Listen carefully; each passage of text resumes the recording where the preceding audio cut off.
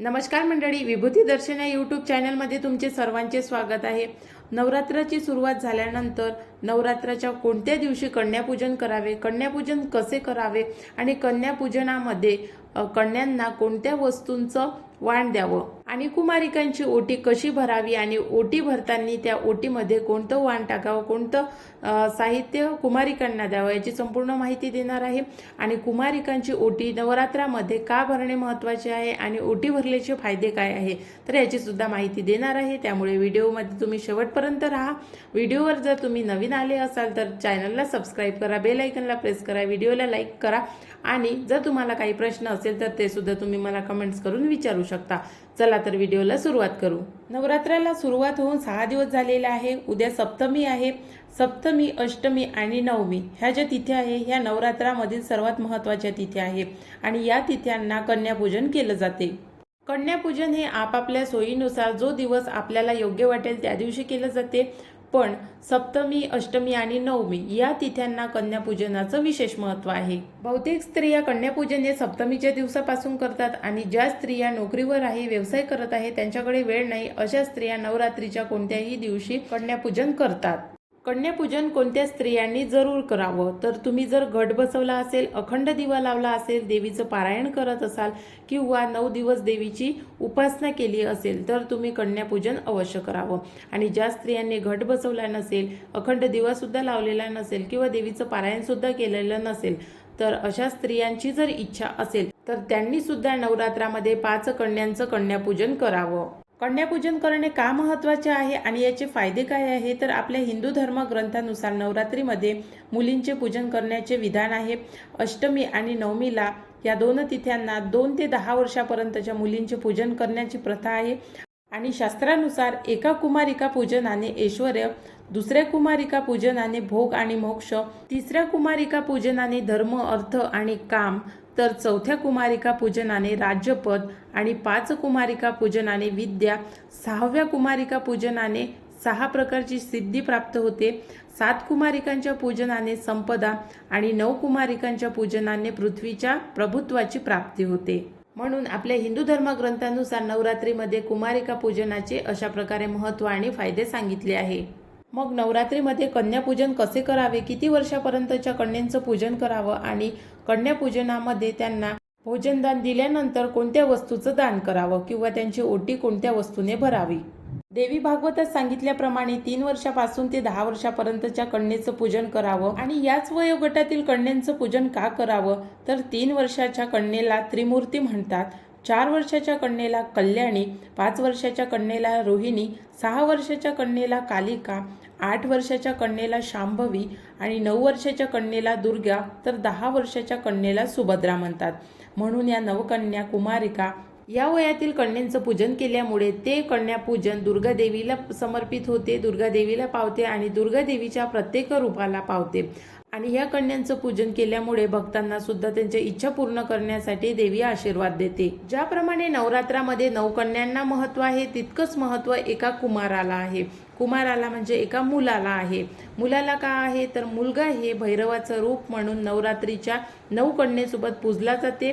आणि तुम्ही जर कन्यापूजन घरी करत असाल, कन्यांना घरी भोजनदानासाठी बोलवत असाल तर त्यांच्यासोबत एका मुलाला, कुमाराला अवश्य बोलवावं।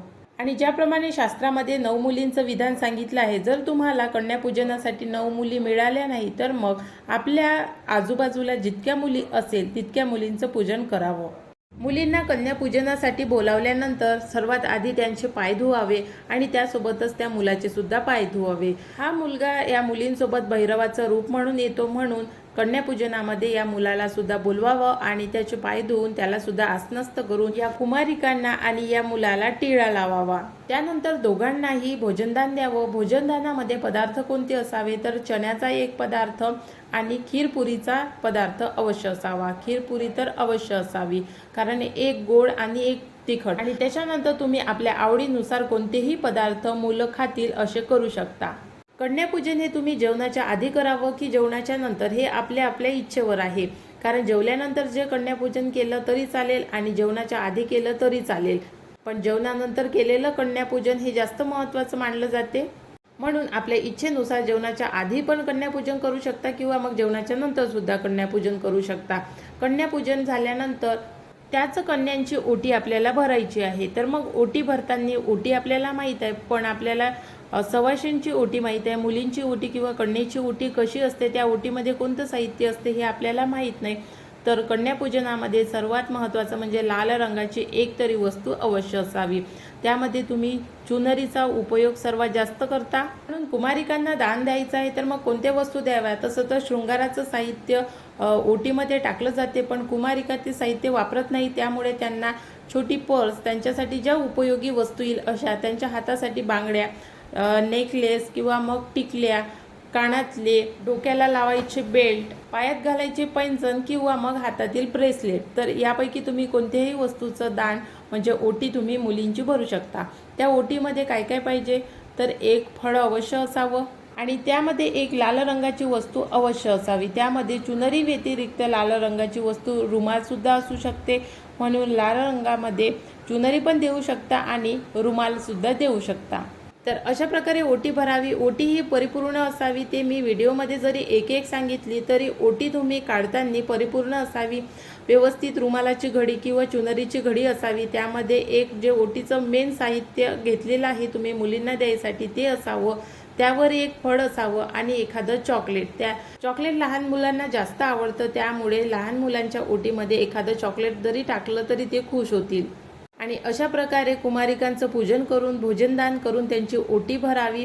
आणि भैरव जो आहे त्याला सुद्धा टिळा लावून त्याच्या हाताला मौलीचा जो धागा असतो तो बांधावा आणि कुमारिकांच्या हाताला सुद्धा मौलीचा धागा बांधावा. या धाग्याला रक्षासूत्र पण म्हटलं जाते.